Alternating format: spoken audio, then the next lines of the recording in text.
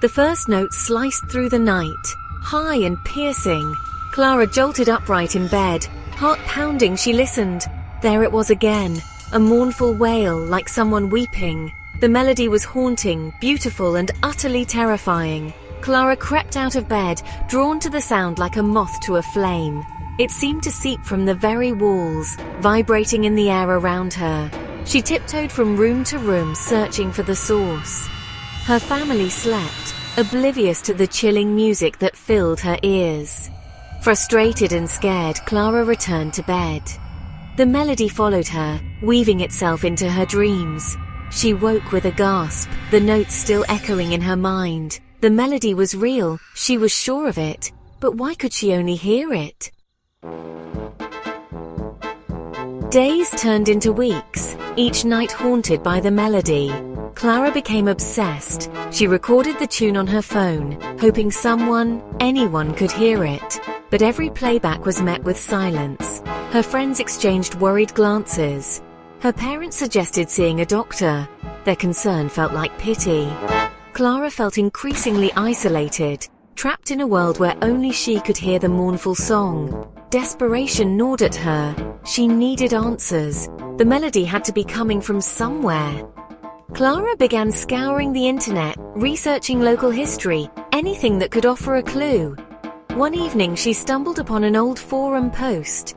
It mentioned a demolished building, once home to a music school, where strange sounds were often heard. Could this be it? The next day, Clara skipped school and visited the address. The music school was long gone, replaced by a vacant lot. Disappointment washed over her. Was this a dead end? As she turned to leave, a glint of something shiny caught her eye. Half hidden in the overgrown weeds lay a tarnished silver locket.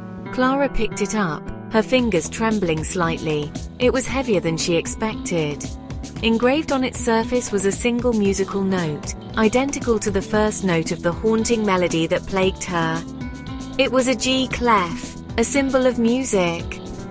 Suddenly a rush of cold air swept across the lot, chilling her to the bone. Clara's heart pounded against her ribs. She felt a presence, unseen but palpable, watching her. That night, the melody returned, stronger than ever. But this time it was different. Intertwined with the mournful tune, Clara heard something else. Faint, almost imperceptible, the sound of a piano. She followed the music, drawn to the attic of her own home. The attic, dusty and forgotten, held relics of her family's past. Furniture draped in white sheets, boxes filled with forgotten memories. And in the center of it all, bathed in moonlight streaming through a grimy window, stood a grand piano. Its ebony surface was covered in a thick layer of dust, the ivory keys yellowed with age. It was beautiful, in a faded, forgotten kind of way. Clara reached out a tentative finger and pressed a key.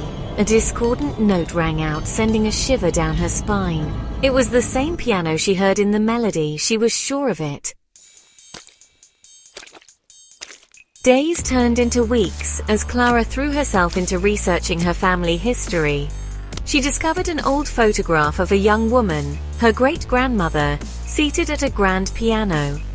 The resemblance to the one in the attic was uncanny. Her great-grandmother, Amelia, had been a talented pianist, but her promising career was cut short by a tragic accident.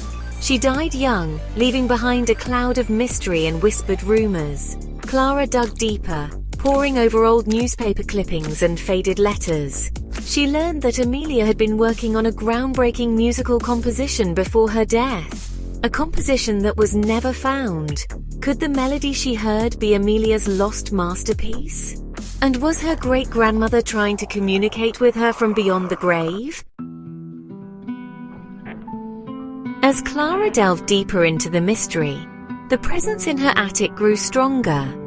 She often felt a cold spot near the piano, a prickling sensation on the back of her neck. Sometimes she would catch a fleeting glimpse of movement out of the corner of her eye. One night, as Clara sat at the piano, attempting to play the melody from memory, the room grew noticeably colder. The air crackled with energy. A floorboard creaked behind her. Clara whirled around, her heart pounding in her chest. There, standing in the shadows, was the translucent figure of a young woman. She had long, flowing hair and sad eyes. It was Amelia. Terror threatened to consume Clara, but she stood her ground. This was her family's history, her legacy. She had to know the truth. Amelia, unable to speak, glided towards the piano and placed her spectral hand on a specific key. It was the same G clef engraved on the locket. Understanding dawned on Clara.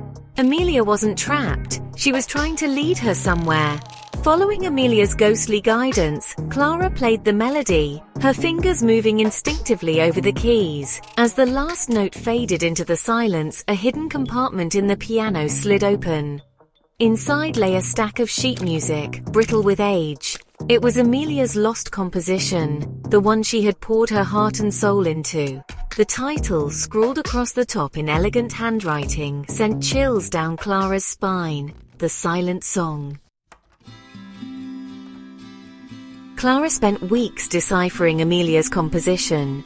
It was complex, haunting, and breathtakingly beautiful. As she played, she felt a connection to her great-grandmother, a shared love for music that transcended time. Finally, the day came when Clara was ready to share Amelia's masterpiece with the world. She organized a concert at the site of the old music school, a tribute to Amelia's legacy. As Clara played the final note of the Silent Song, a sense of peace washed over her. The melody, no longer haunting, faded into silence. Amelia's presence, no longer cold and foreboding, felt warm and comforting. She smiled at Clara, a look of gratitude on her face, before fading away completely. The concert was a resounding success. Amelia's music touched the hearts of all who heard it. Critics hailed Clara as a prodigy, but she knew the truth. She was merely a vessel, a conduit for her great-grandmother's silenced voice. The experience changed Clara. She no longer feared the unknown. She embraced the past, understanding that history was not just a collection of stories, but a living, breathing entity. And though the haunting melody was gone, it remained etched in her heart, a reminder of the enduring power of music and the unbreakable bonds of family.